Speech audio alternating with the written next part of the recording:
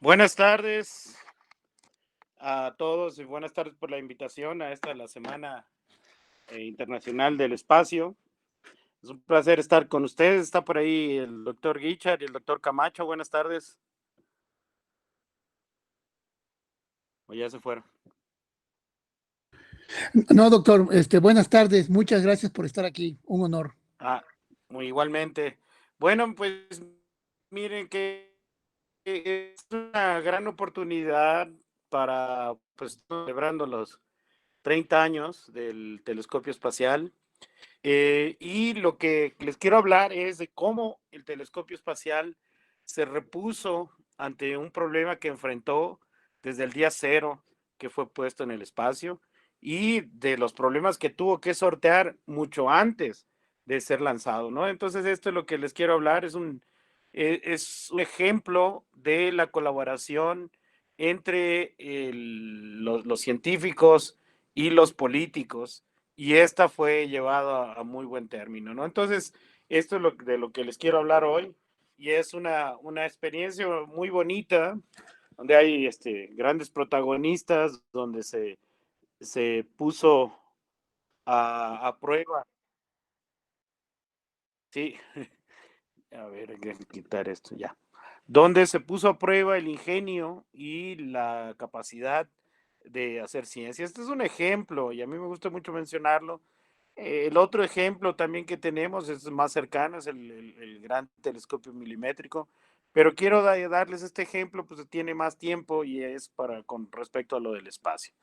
Entonces, el telescopio espacial Hubble es un telescopio como cualquiera, tiene un espejo de 2 metros y el tamaño de este instrumento no podía exceder la bodega de cargo del transbordador espacial.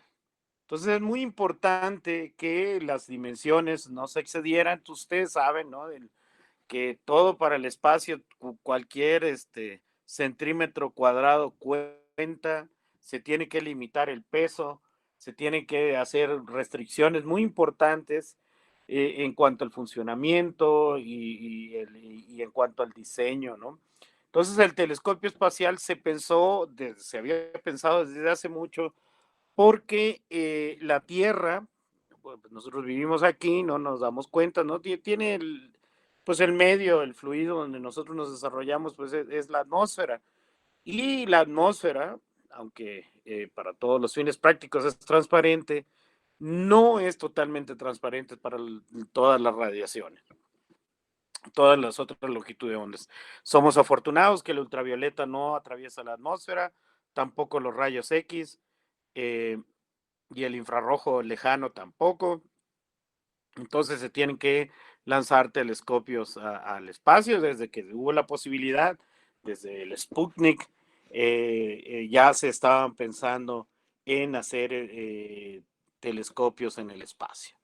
Y con esto, quitándose la atmósfera, se podía llegar a tener los límites teóricos en las superficies ópticas, o sea, llevarlas al límite de difracción de las componentes ópticas, cosa que en la Tierra no se puede hacer porque la atmósfera siempre se está moviendo, hay una turbulencia,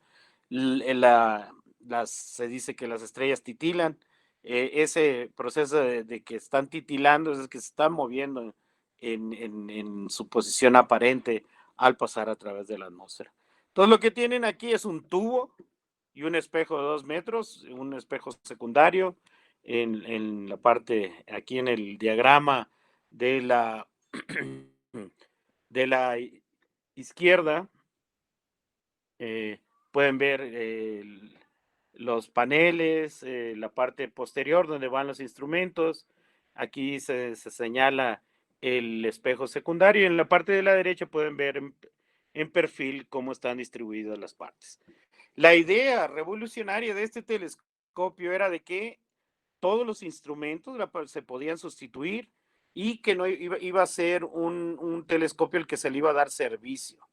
Entonces esto era muy importante porque el programa, el transbordador espacial, pues esa era la idea de llevar cosas al espacio y traerlas y que iba a ser, todo el transbordador era recuperable, se podía lanzar varias veces, pero estaban ante una presión muy, muy fuerte de las compañías y del gobierno de Estados Unidos. Recuerden ustedes que esto era la administración de Ronald Reagan y se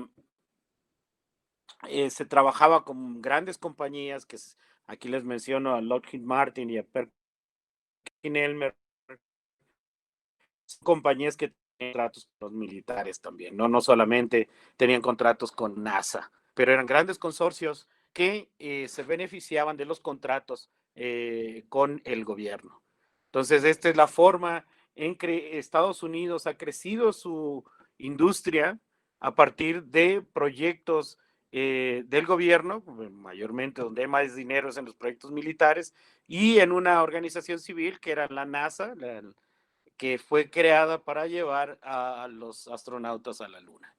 Llevar el hombre a la Luna fue el gran acontecimiento de la era espacial y fue nada más ni nada menos que el capricho de un presidente de Estados Unidos, que en este caso era John F. Kennedy. Pero ya estaban y este fue el siguiente paso, mayor inversión para el desarrollo de las actividades espaciales. Esto era una innovación total de tener una nave que pudiera hacer vuelos múltiples al espacio, que fuera totalmente recuperable, era una gran ambición. Y esto, la forma en que se iba a pagar esta inversión era con poner satélites en el espacio. Nuestros satélites, si ustedes recuerdan, al primer astronauta mexicano, el doctor Rodolfo Neri Vela, pues parte del paquete de haber puesto los satélites en ese tiempo, no sé si Camacho me puede ayudar, eran los Morelos, doctor, o era antes. No está por ahí. Bueno, estos satélites se compraron, fueron los primeros y el parte del paquete era que también subían a un astronauta. Entonces ahí fue que se aprovechó para llevar al doctor Neri Vela. El 28 de enero de 1986 se da el gran accidente del transbordador Challenger. Si ustedes Perdón, Omar, sí eran los Morelos eran los... y tenía apagado mi micrófono.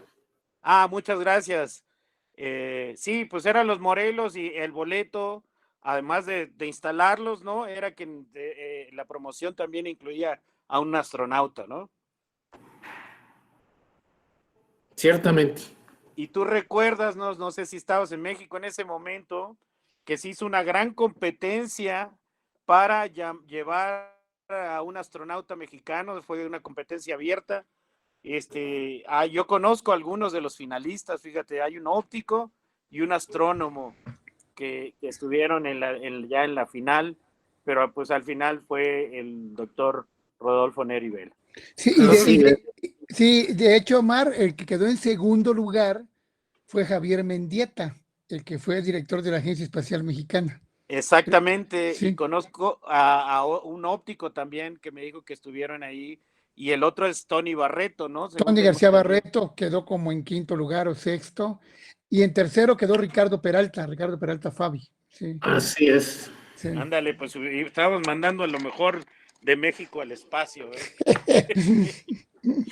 Bueno, pues el 28 de enero de 1986, ante los ojos asombrados de la mitad del mundo, el transbordador espacial explotó, llevándose consigo a una maestra, a la mejor maestra de Estados Unidos, Judith, no era Judith Fresnier, era otra chica, pero sus estudiantes la vieron, aquí está, es McAuliffe, aquí está abajo. Aquí está el escudo de la misión. Judith Resnick era una de las pocas astronautas mujeres. McNair es un doctor en ingeniería, negro, y Anizuka era un cuate de Hawái, de origen japonés, Y entonces aquí se llevaron 7 vidas de personas altamente calificadas, con un gran talento, y la que más nos dolió, porque incluso aquí en el escudo lleva una manzana, fue la profesora McAuliffe. McAuliffe, sus estudiantes la vieron cómo el transbordador se destruía, se desintegraba, explotando en el espacio en el despegue. Y los que han podido ver, si les recomiendo mucho ver la serie de Netflix sobre el Challenger. Ahí se comprueban muchas cosas, la presión que tenía NASA de estar subiendo y bajando astronautas, llevando satélites y todo esto. Mucha gente dice que nunca fue rentable, ¿no? Pero la hazaña era de poder tener una nave que pudiera salir y regresar y totalmente recuperable. Entonces, alguien que para mí fue muy cercano, y yo con los que seguimos esta tragedia, fue el reporte que hizo Richard Feynman en la mesa que revisó el accidente del Challenger. Richard Feynman les dijo que eran los empaques, estos O-rings, e hizo una demostración. Muchos dicen que si hubiera sido cualquier otro ingeniero y hubiera hecho la demostración de meter en agua fría un O-ring, se hubieran reído de él, pero el premio Nobel de física, una de las personas más inteligentes que ha tenido Estados Unidos y la humanidad, pues lo tomaron muy en serio. Él les dijo que si tenía que modificar su opinión, él dejaba ese comité, y publicó en Physics Today su reporte, y apareció en su libro la segunda parte del libro, que se llama ¿Está usted de broma, Mr. Feynman? Esto para NASA fue un gran problema que tenían que resolver. Los senadores estaban, todos los que estaban financiando, estaban viendo esto con problemas. Reagan dice: no sean tan gachos con NASA, denle chance. Pues no se le hizo una revisión crítica, y entonces tuvieron que corregir. Cuando en menos necesitaban tiempo, las personas que estaban haciendo los quemadores, los cohetes con los que se impulsaba el Challenger, los tuvieron que rediseñar, y todo lo que necesitaban era un poco más de tiempo, y entonces lo pudieron reparar para 1990. Y el primero que estaba en la lista era el telescopio espacial Hubble, que ustedes ven aquí a la derecha, como con este brazo. Es la contribución de Canadá al programa espacial de Estados Unidos, es un brazo, el Canarm, semi-robótico, con el que descargan todo lo que traían aquí en la bahía en la bodega, ¿no? de cargamento. Entonces aquí está, fue un muy problemático poner en órbita 11 toneladas de que pesó este instrumento, y uno de los problemas que tenían era de que lo hicieron más lento de lo posible, ¿sí? Y eso tenía problemas porque las baterías del telescopio se estaban descargando. Entonces, una de las cosas que tenían que hacer era desplegar los paneles solares y empezar a cargar las baterías. No tenían mucha autonomía en el sentido de que si no empezaban a cargar, se podían dañar los equipos. Entonces, eso se hizo. Ustedes vean esto como el centro de masa de dos cuerpos, ¿no? Entonces, cada vez que movían un poquito, tenían que ajustar, y otro poquito. Fue una misión muy, muy tardada poner en órbita el Hubble, pero ahí lo tienen. Las personas que estaban ahí viendo esto de cerca decían que era una maravilla, ¿no? Entonces, esto fue con el transbordador Discovery, el 24 de abril de 1990. NASA se estaba reponiendo ante este gran accidente, entrenó a una tripulación para poder estar y hacer este trabajo. Ya estaban listos para salir a arreglar los paneles, pero resolvieron un problema ahí que tenían con las computadoras. Alguien tuvo que saltar un programa, pasarse un programa, de seguridad que no dejaba que se desplegara. Entonces todo esto pasa. Lo primero, no hay base ni nada, todos son giroscopios lo que se está usando. Además, se había diseñado un sistema de estrellas con posiciones muy bien medidas para llevar al telescopio a las regiones donde se quería apuntar, adquirir algunas de las estrellas guías y corregir cualquier problema. Entonces, lo primero que se tenía que hacer era un campo estelar y ver si estaba apuntando bien el telescopio. Entonces, el 20 de mayo de 1990 se tiene la primera luz. Y la primera luz era apuntar hacia a un cúmulo abierto, una colección de muchas estrellas, y ver que estábamos en el campo, todo estaba bien, apuntaba con mucha precisión, todo esto estaba contentos. Claro que en el centro de control, cada paso estaban con el corazón en la mano, ¿no? Cualquier cosa podía fallar, aunque todo se había planeado, todo se había hecho en el espacio, ustedes saben, pueden fallar muchas cosas. Entonces, se saca la primera imagen, se publica, dicen que todo está muy bien, comparan con una imagen de la Tierra, pero algunos astrónomos notaron que había algo raro en las imágenes y dijeron, bueno, esperen, hay que enfocar bien, hay que mover el secundario, ¿no? Para poder adquirir bien las imágenes y los ajustes ópticos. Entonces eso va a llevar más tiempo y una vez enfocando todo esto va a estar bien. Del 20 de mayo al 27 de junio se la pasan buscando cómo enfocar, y el 27 de junio de 1990 el telescopio espacial Hubble es declarado miope. Quiere decir que no es posible enfocar. Entonces toda la promesa de llevar al límite de difracción a todo el sistema óptico se queda, esto y ponerlo en la Tierra era lo mismo, o sea, no mejoraba nada, aunque se podría hacer astronomía desde el espacio, pero desde la Tierra le podíamos ganar y con menor inversión. El espejo primario tenía una aberración de 2.4, no, tenía una aberración de unas cuantas micros, ahorita les voy a decir cuántos. Entonces, esta es la imagen de la primera luz, siempre eran mejores, ¿no? Ponían una a la izquierda está una desde la Tierra y aquí a la derecha está una del telescopio. Ustedes pueden ver, si se fijan con un poquito más de detalle, que parecen huevos estrellados estas imágenes. Lo que estaban demostrando era que podían apuntar bien, pero esos pelitos que se le ven a las estrellas no debería de tenerlos. Entonces, cuando declaran que no pueden apuntar, eran el Congreso, que había autorizado la inversión de $2,000 millones, lo declaran la tecnobabosada, ¿no? O sea, era el pedazo de basura más costoso que habían puesto en órbita.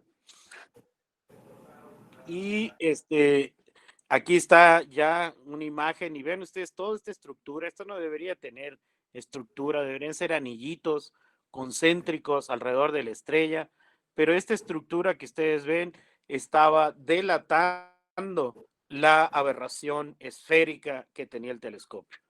A la derecha pueden ver bueno, no sé, los ataques de la prensa, los comediantes no se dejaron esperar, y aquí ustedes pueden ver las imágenes, una caricatura que fue muy famosa, donde ven a la luna como una pera, ¿no? Ahí y hasta doble, a Júpiter todo aplastado, a Saturno con el anillo todo doblado, ¿no? Y a los contribuyentes muy enojados, aunque sí distorsionados, ¿no? Entonces, eso era el problema que tenía esta superficie en la parte izquierda superior, donde ese espejo, fíjense en lo que pasó. Por ganar el contrato, Perkin-Elmer bajó su presupuesto, esperando que durante la marcha aumentarlo para hacer las pruebas ópticas necesarias para ir viendo que la superficie, que localmente tuviera la mayor precisión posible, pero la otra era que al tamaño de toda la superficie también debería de tener un acabado extraordinario. Este problema también lo ha enfrentado el GTM, ¿no? No, es que esta es una superficie sólida, monolítica, y entonces ellos obviaron las pruebas ópticas y no de toda la superficie y se empeñaron en las pruebas locales. Local era la pieza pulida más impresionante que jamás se había hecho, pero tenía una aberración esférica de unas cuantas micras. Entonces, lo que mandaron al espacio no correspondía con las especificaciones que se habían dado en la Tierra. Entonces, aquí tenemos un problema inverso de ingeniería en el que se tiene que saber cuál es el error que se tiene en la superficie para luego tratar de saber cuál era la imperfección que se tenía que corregir. Entonces, aquí tienen a la izquierda está en la imagen real y a la derecha están todos los modelos y se tomaron miles de imágenes, se modelaron y se encuentra que tenía un error de 0.27 micras. Eso no es nada. Sin embargo, para el telescopio espacial era un error que no se podía corregir por nada. En ese momento entraron todas estas personas especialistas en manejo de imágenes, sobre todo los de las espías, las agencias de espionaje y todo esto que tienen algoritmos para la reconstrucción de imágenes y todo esto, ninguno de ellos sirvió porque no conservan el flujo. Es decir, te hará la imagen, pero no te va a reportar la misma cantidad de energía que está entrando. Entonces, no conservan el flujo para astronomía, no nos sirven. Pueden servir para estar espiando a la gente en la Tierra, pero no pueden servir para hacer astronomía para la que estaba especificado este telescopio. Entonces, todo se tiene que hacer desde la Tierra. NASA, que dijo que iba a ser una misión, o sea, el telescopio iba a tener varias misiones de servicio. La primera misión se adelanta y en lugar de ser una misión de servicio, es una misión de reparación. Sería el primer telescopio jamás reparado en el espacio. Y para esto construyen uno en la Tierra donde se le empieza están reproduciendo todo lo que tienen en el espacio, especialmente una superficie defectuosa, y le van a buscar una solución. Eso era una gran hazaña. Eso no se tenía contemplado. Afortunadamente hubo esta, y además estaban pidiendo que fuera una compañía americana. Un ingeniero de la compañía Ball se le ocurre hacer un sistema óptico con espejos y lentes que corrigiera para cada instrumento la aberración que tenía el telescopio en su espejo primario, ¿no? Aquí abajo pueden ver el sistema de CoStar. Esto iba a ser ponérselo enfrente de cada instrumento y a cada instrumento iba a entrar la luz ya corregida. Esta fue una de las reparaciones más delicadas que jamás se han hecho. Fue bastante costosa y fue implementada por el doctor Mark Botima. Y a él fue el que se le ocurrió esta solución. La propusieron y fue financiada. Recuerden ustedes que no podía salir nada mal aquí, ¿no? Si los instrumentos no se desplegaban y no llegaban a cada una no llegaba la luz con la corrección necesaria, iba a ser un fracaso. Entonces esto se simuló en tierra, se hicieron todos los cálculos y la otra, y correcciones al equipo, la otra es que los astronautas empezaron a entrenar para poder hacer esta misión de reparación. Entonces, mientras se detecta a la misión de reparación, todo ese tiempo fue usado en entrenamiento. Detrás de todo esto estaba una senadora que se llamaba Barbara Mikulski, que estaba pues, con un ojo en NASA y con otro ojo en la gente del telescopio espacial, y ella estaba diciendo, bueno, pues NASA se tiene que recuperar y aquí no hay lugar para que nos equivoquemos. Entonces se estaban sobreponiendo a la tecnobabosa, que en inglés dicen techno-turkey, ¿no? Entonces la misión de preparación con el transbordador Endeavour, el de 2 al 3 de 1993. ¿Qué pasa en estos años? En estos años, algunos de nosotros estamos haciendo doctorado, algunos de nosotros estaban empezando sus proyectos, se quedan sin proyectos en ese momento, y como la inversión para astronomía es más limitada, no tener éxito en el telescopio espacial significaba un retraso muy grande. Entonces había mucha presión, muchos astrónomos no ayudaron, simplemente se agarraron a criticar, a estar ahí, llorando por todos lados, mientras que los ingenieros y los astronautas se estaban entrenando. Dmitry Mihalys, un gran astrónomo teórico, dijo que con una prueba de cuchilla, ¿no? Del knife edge, se podía haber visto esto, ¿no? Si lo hubieran traído el telescopio espacial mientras estuvo guardado después de lo del Challenger a nuestro laboratorio, a nuestro taller de óptica en el INAOE, estoy seguro que se hubiera detectado con una prueba de Ronchi el problema que tenía y se hubiera dicho que se tenía que reparar, ¿no? Y lo hubieran subido reparado. Pero a nadie se le ocurrió meterse al cuarto donde estuvo guardado por todo este tiempo, ¿no? Mientras esperaba un nuevo transbordador, un nuevo vuelo. Endeavour en diciembre del 93 logra la hazaña. Esto, como les digo, es un parteaguas en las actividades espaciales, es una misión de reparación, es incluso volvió a costar casi como todo el proyecto. La capacidad del Senado de no considerar esto como una pieza para la basura, era decir, tenemos que repararlo y aprovechar toda la experiencia de nuestro programa espacial. Entonces, de aquí se estaban sentando las bases para las estaciones espaciales. O sea, con personal altamente calificado, haciendo cosas jamás pensadas para el espacio. Fue una misión muy, muy agotadora, pero con un éxito total. Entonces, para NASA recupera sus alas y había un nuevo director, ¿no? Y esto, pues también para todos los ingenieros de NASA fue un reto al que se sobrepusieron y salieron triunfantes, salieron airosos. Entonces, aquí pueden ver todo el trabajal que se tuvo que hacer. Era cambiar los instrumentos, poner el CoStar, cambiar los paneles.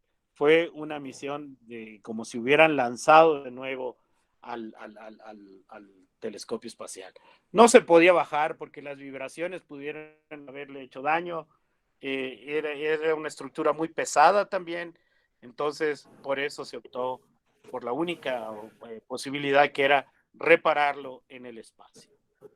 Pues aquí tienen, aquí llevan uno de los instrumentos, una cámara que se iba a instalar. Entonces, toda la instrumentación del telescopio espacial se tuvo que reparar. Aquí ven ustedes en la izquierda un astrónomo con su taladro, aquí está parado sobre una plataforma, ¿no? Esto de estar trabajando en el espacio, pues no es una cosa fácil. El entrenamiento lo hicieron en agua, ¿no? En piscinas, estuvieron ahí haciendo todo, cada paso de la reparación se hizo en tierra.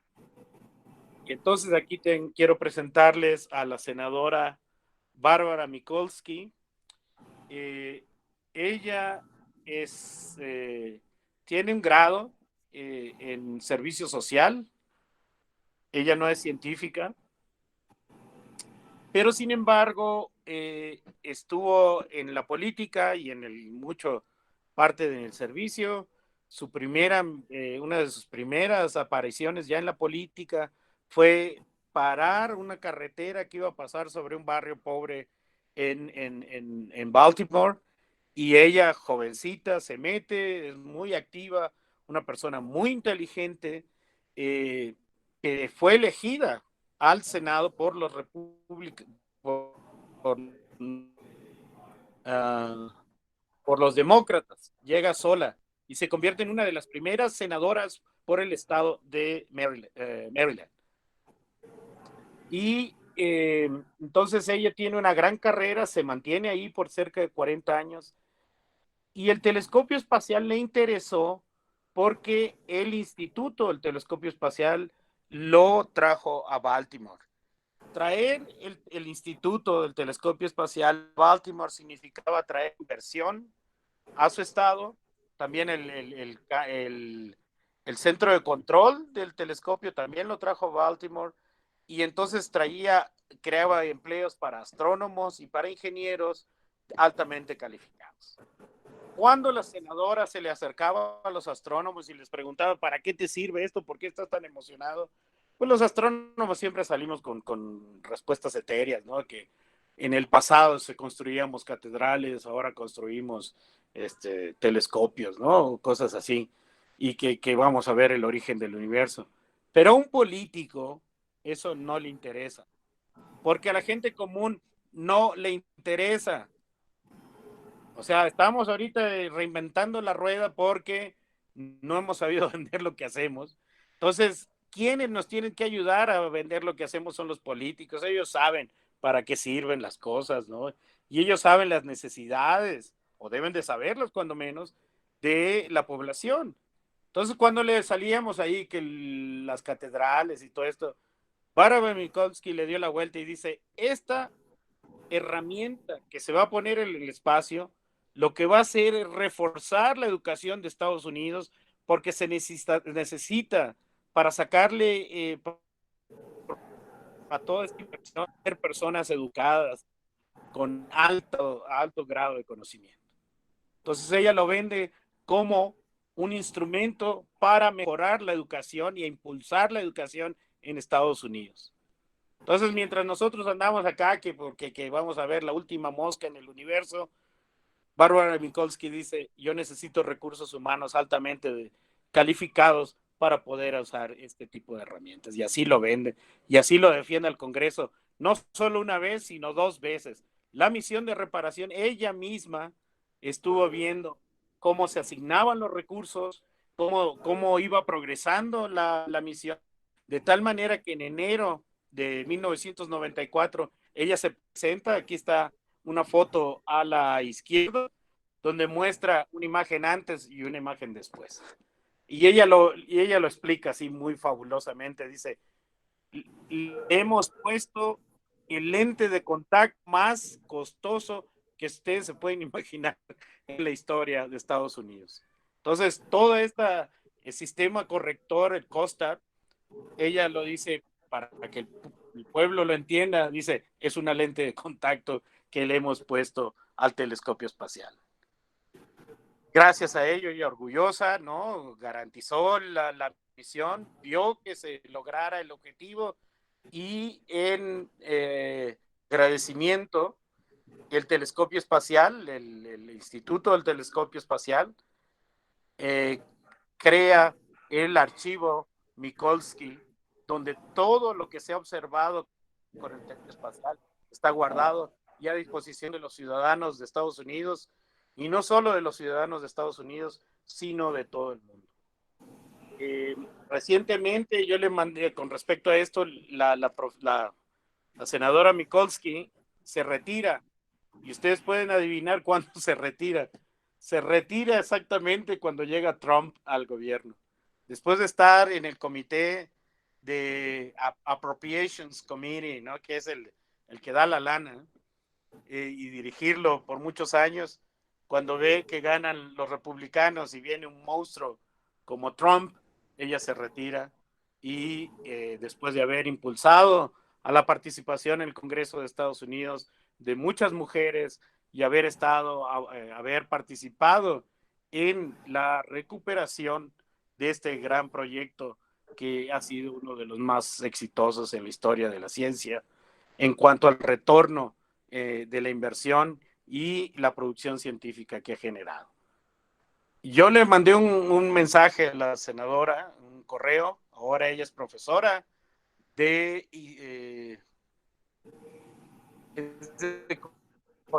economía en la Universidad de Johns Hopkins. Y le mandé un mensaje para felicitarle y decirle que si por qué no escribía su historia con la componente política. Esa es la parte que nosotros los científicos no sabemos, ¿no? Es qué es lo que mueve a un político a apoyar a un proyecto como esto y cuál es la visión que ellos tienen. Y ella me contestó muy amablemente, me dijo que estaba muy ocupada, pero que además tenía muchos compromisos, como siempre, con la universidad. Ella es una persona muy ocupada y ustedes pueden ver bajita, ¿no? Gordita, muy, con una fuerza y una sagacidad increíble. Yo conozco en México a un equivalente, quizá el doctor Guichard nos podría ilustrar, pero yo no conozco a ningún senador en México con esta capacidad.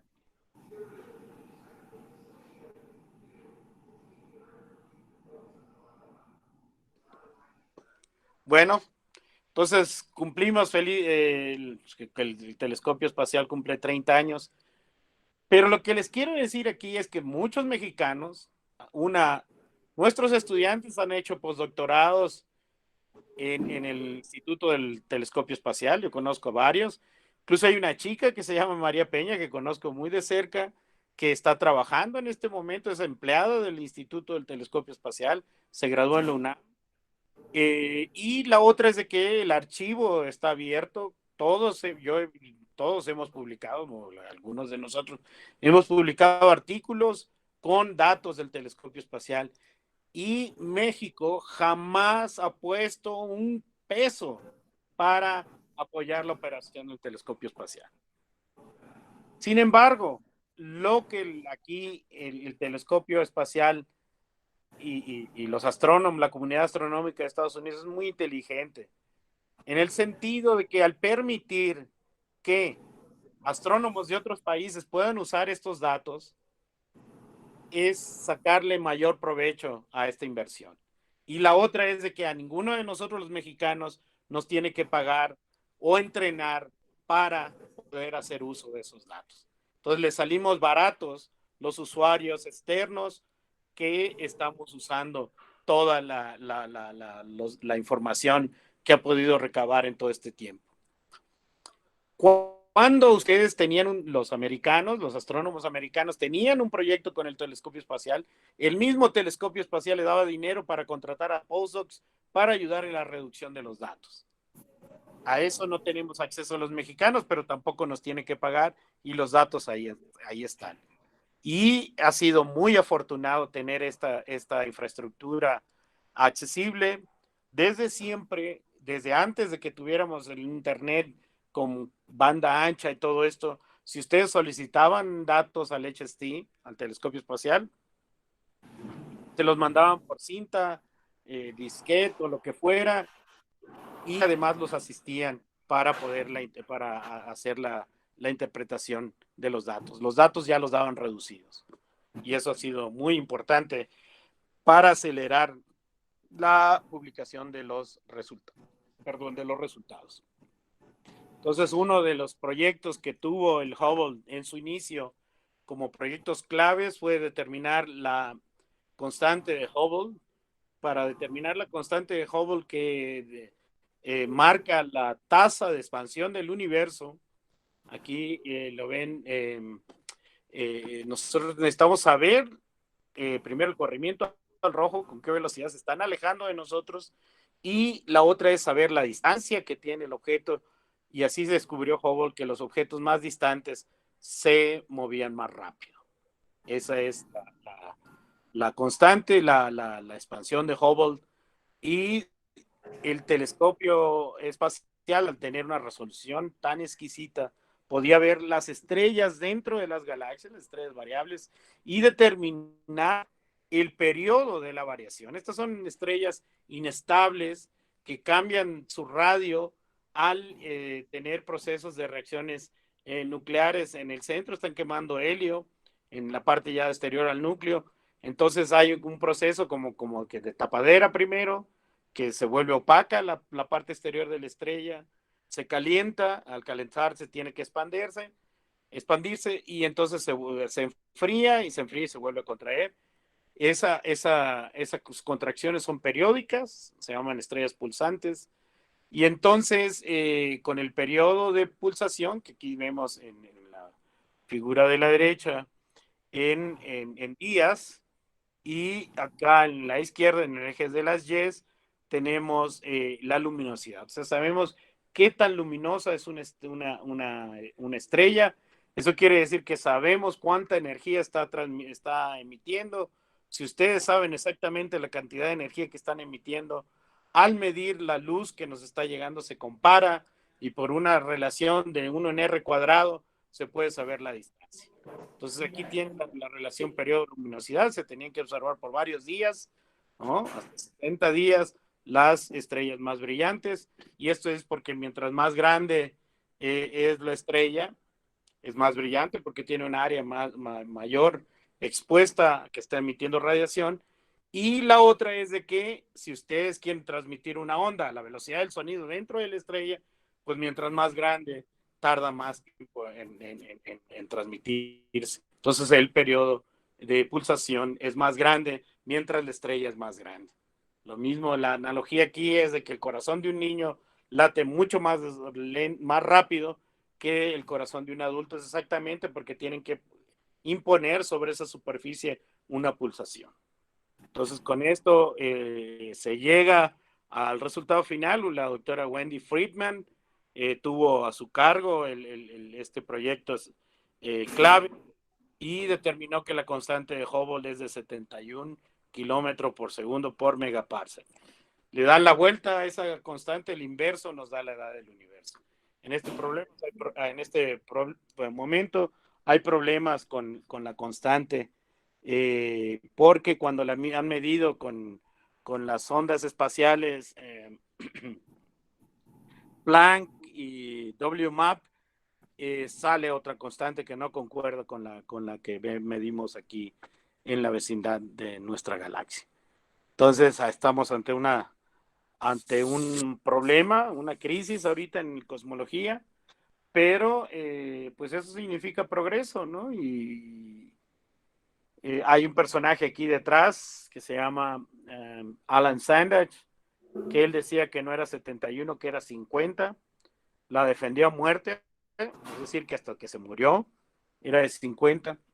Ahora hay gente que se ríe de que Sandage, incluso dicen que cuchareaba los datos, pero Sandage es uno de los más grandes astrónomos del siglo XX.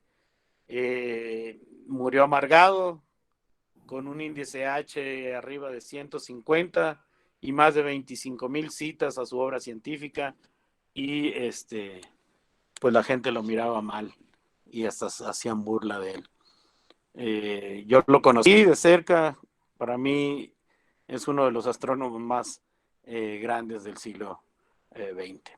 Hijo o heredero científico de Hubble.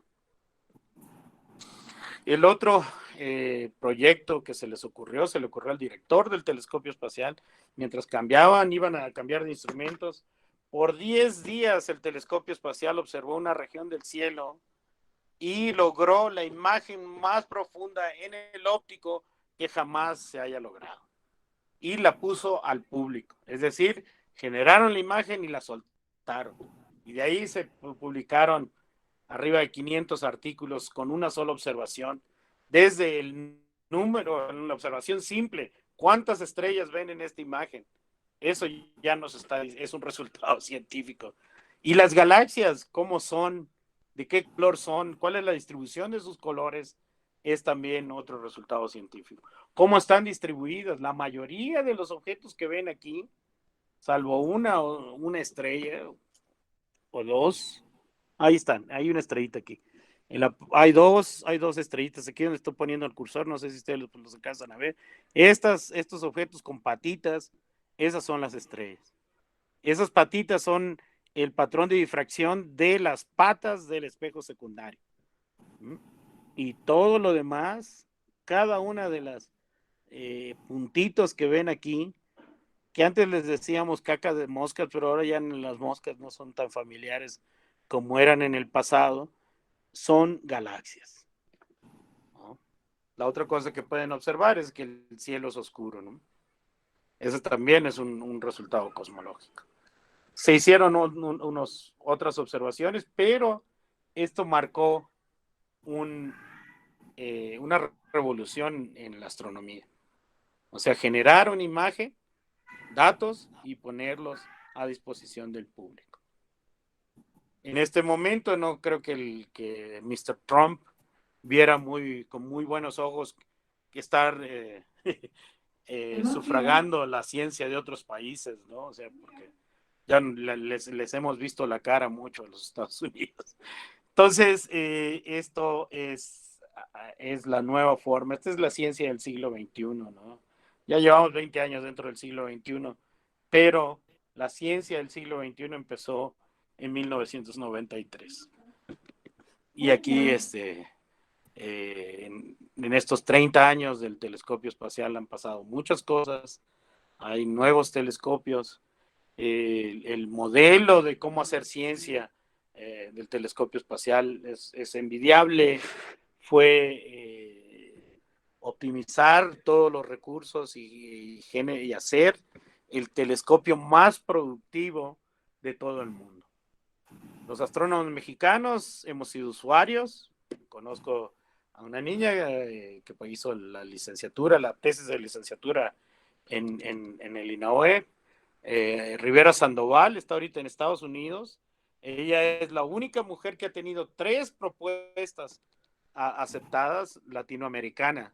Y dentro de las mujeres astrónomas, creo que como la tercera, que le han aceptado 3 propuestas, con un factor de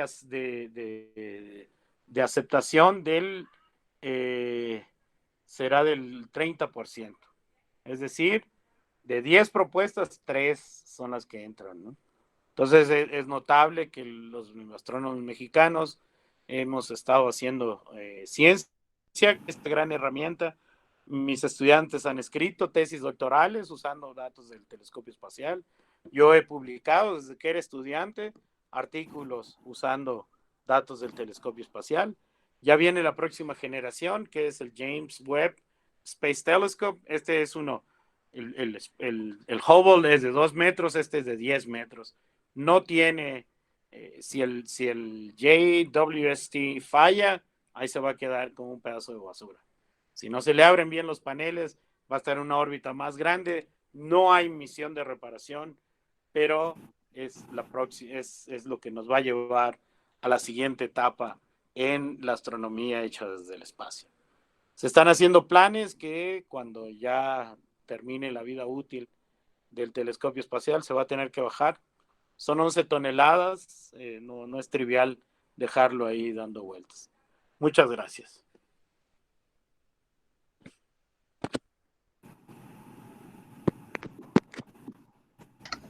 Ok, doctor. Hay algunas preguntas que le hicieron en el chat. Una es, aparte del espectro visible, ¿el Hubble puede detectar otros espectros de las ondas electromagnéticas? Muy bien, pues muchas gracias. Ya dejé de la presentación.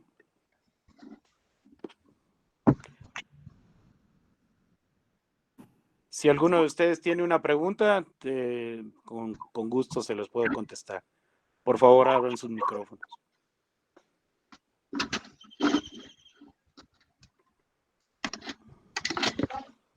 Parece que Arturo está hablando, pero no te oigo. ¿Me escucha ya? ¿Sí me escuchan? Arturo. Bueno, no sé si se escucha. Ah, ok. Doctor, pregunta ¿Alguien en me el... puede repetir la pregunta de Arturo? Parece que está hablando, pero yo no lo oigo.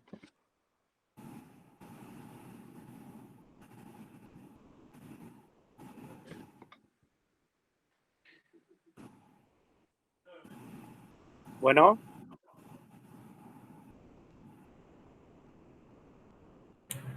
Doctor, ¿me escucha?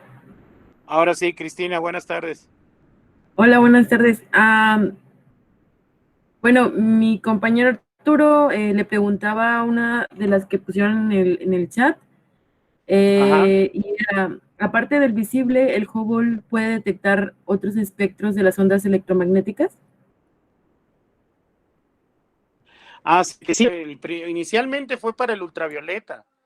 O sea, esa es la precisión en la superficie daba para hacer ultravioleta, hizo mucho ultravioleta por un tiempo y luego se pasó al infrarrojo, ¿no? O sea, pero funciona principalmente en el óptico, pero alcanza a cubrir infrarrojo y ultravioleta.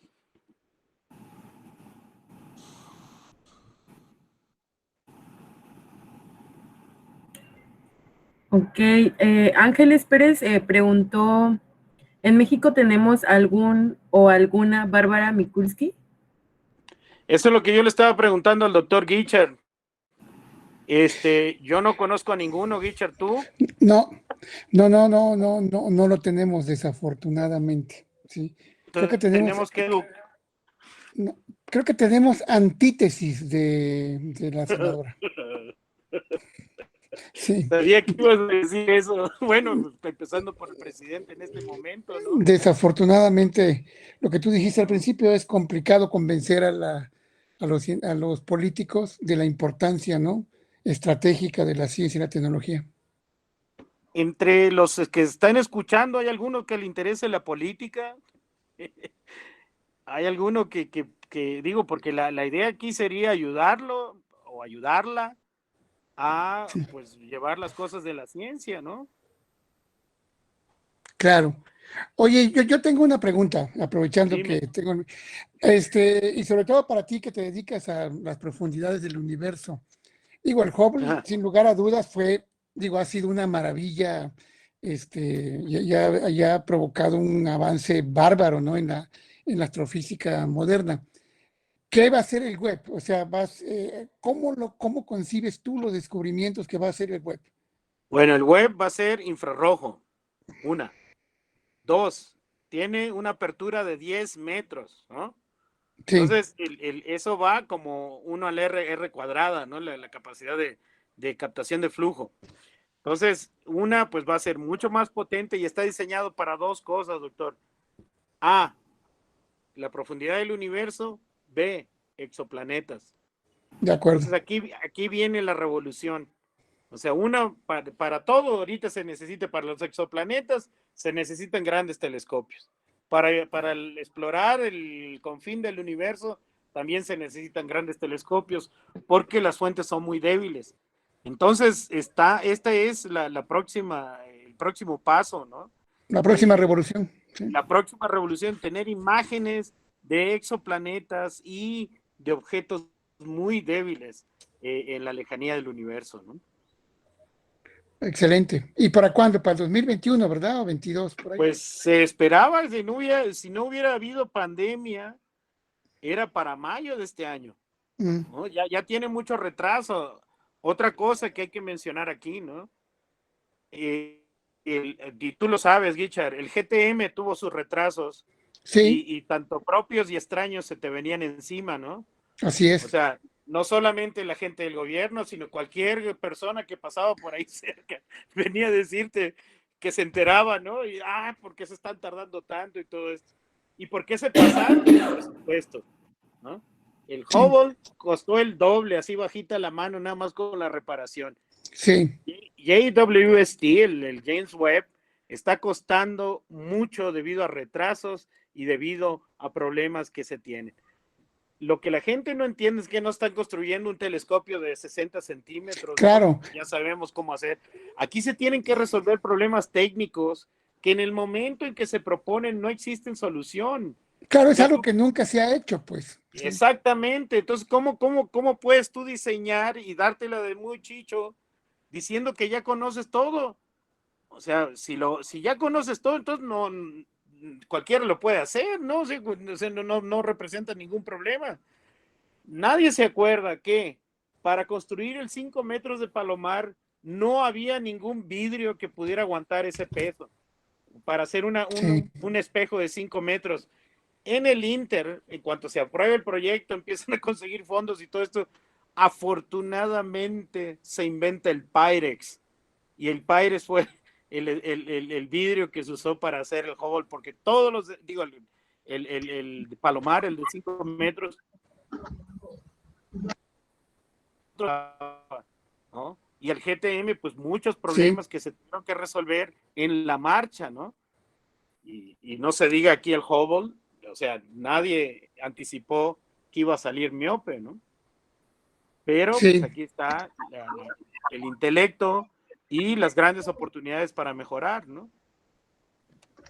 Doctor, hay una Sí. última pregunta que dice, Dime. ¿cómo va a ser el final del Hubble? ¿Cuál va a ser su último Pues proyecto? sí, gracias Arturo. Lo que yo dije fue de que lo van a bajar. Es muy peligroso dejar una estructura así. De por sí que ya está llena de chatarra el espacio y alrededor del Ecuador celeste va a haber broncas. Y ahora que viene es el señor Musk a llenar todo el espacio, que incluso nos va pues a fastidiarlo el cielo para la astronomía, o sea que estén atravesando satélites por todos lados. Si les dejan el Hubble ahí puede haber una catástrofe, ¿no? Entonces se va a bajar. Y yo creo que deberíamos de ponerlo en la lista para recibirlo como pieza de museo, ¿no? Por haber sido tan exitoso. Yo estoy seguro que se va a ir al Smithsoniano, ahí va a ir a descansar. El modelo del COSTAR está exhibido en el Smithsoniano, el Museo del Espacio en Estados Unidos y la aeronáutica. Ok, muchas gracias, doctor, por la conferencia. Muchas Este, gracias. un gusto tenerlo aquí. Pues un placer estar con ustedes. Saludos a todos. Y pues si alguien se anima a ser político, pues que nos diga, ¿no? Yo creo que hay que apoyarlo y, y ayudarle en todo lo que puede. Puede ser una muy buena carrera política, alguien que apoye a la ciencia. Muchas gracias.